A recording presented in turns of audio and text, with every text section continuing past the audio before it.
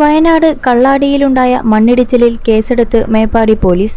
കള്ളാടി പാലത്തിലുണ്ടായ മണ്ണിടിച്ചിലിൽ മനുഷ്യനിർമ്മിതമാണെന്നും കളക്ടർ ആവശ്യപ്പെട്ടിട്ടും മണ്ണ് നീക്കം ചെയ്യാത്തതാണ് അപകടത്തിന് കാരണമെന്നും മുഖ്യമന്ത്രി ഉൾപ്പെടെ വിമർശനം ഉന്നയിച്ചിരുന്നതിന്റെ പശ്ചാത്തലത്തിലാണ് തീരുമാനം. മണ്ണിടിച്ചിലിൽ 5 പേർക്കാണ് ജീവൻ നഷ്ടമായത്. 7ഓളം പേരെ കാണാതായതായി റിപ്പോർട്ടുകളുണ്ട്. എന്നാൽ ഇതുവരെയും ഇക്കാര്യത്തിൽ വ്യക്തത വന്നിട്ടില്ല.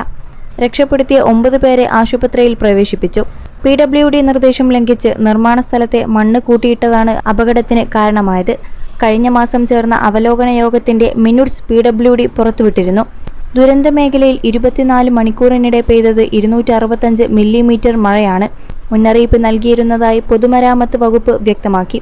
കൂട്ടിയിട്ട മണ്ണ് നീക്കാനായി ജൂൺ 25-ന് നിർദ്ദേശം നൽകിയിരുന്നു. എന്നാൽ ജില്ലാ കളക്ടർ നിർദ്ദേശം നൽകിയിട്ടും കരാർ കമ്പനി അതിന് തയ്യാറായില്ല. മുഖ്യമന്ത്രിയുടെ നിർദ്ദേശപ്രകാരം രക്ഷാപ്രവർത്തനം ഏകോപിപ്പിക്കാനായി മന്ത്രിമാരായ ടി സിദ്ദീഖും AP അനിൽകുമാറും വയനാട്ടിലേക്ക് തിരിച്ചു.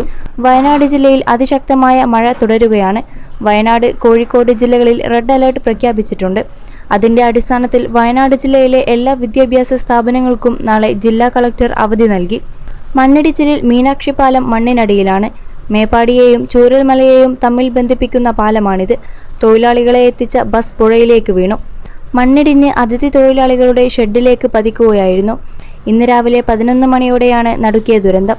മണ്ണും വെള്ളവും കുത്തിയൊലിച്ച് ബസ്സും പാലവും മൂടുകയായിരുന്നു.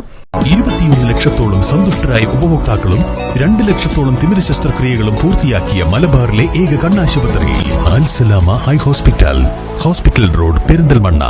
കനത്ത മഴയിൽ തുരങ്കപാതയ്ക്കായി കൂട്ടിയിട്ട മണ്ണ് കുത്തിയൊലിച്ച് വരികയായിരുന്നു. അതോടൊപ്പം മേപ്പാടി ദുരന്തത്തിൽ മരിച്ചവരുടെ കുടുംബങ്ങൾക്ക് അടിയന്തര ധനസഹായം ലഭ്യമാക്കണമെന്ന് പ്രതിപക്ഷ നേതാവ് പിണറായി വിജയൻ.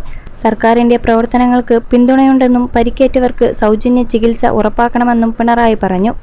അടിയന്തര നടപടികൾ സ്വീകരിക്കുന്നതിൽ വീഴ്ച ഉണ്ടായോ എന്ന് ഗൗരവത്തോടെ പരിശോധിക്കണമെന്നും പിണറായി വാർത്താക്കുറിപ്പിൽ ആവശ്യപ്പെട്ടു. വയനാട് മേപ്പാടി കള്ളാടി തുരങ്കപാത നിർമ്മാണ മേഖലയിൽ മണ്ണിടിച്ചിലിനെ തുടർന്നുണ്ടായ ദുരന്തം അങ്ങേയറ്റം ദാരുണവും ഞെട്ടിപ്പിക്കുന്നതുമാണ്. രക്ഷാപ്രവർത്തനം തുടരാനും അടിയന്തര വൈദ്യസഹായം ലഭ്യമാക്കാനുമുള്ള ഘട്ടമാണിത്. മണ്ണിനടിയിൽ കുടുങ്ങിക്കിടക്കുന്ന മുഴുവൻ പേരെയും പുറത്തെടുക്കാൻ അടിയന്തരമായ നടപടികൾ ആവശ്യമാണ്. സർക്കാരിന്റെയും ദുരന്ത നിവാരണ വകുപ്പിന്റെയും പ്രവർത്തനങ്ങൾക്ക് പിന്തുണ അറിയിക്കുകയാണ്.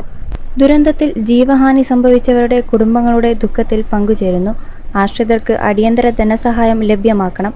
പരിക്കേറ്റവർക്ക് സർക്കാർ സൗജന്യമായി വിദഗ്ധ ചികിത്സയും ധനസഹായവും ഉറപ്പുവരുത്തണം.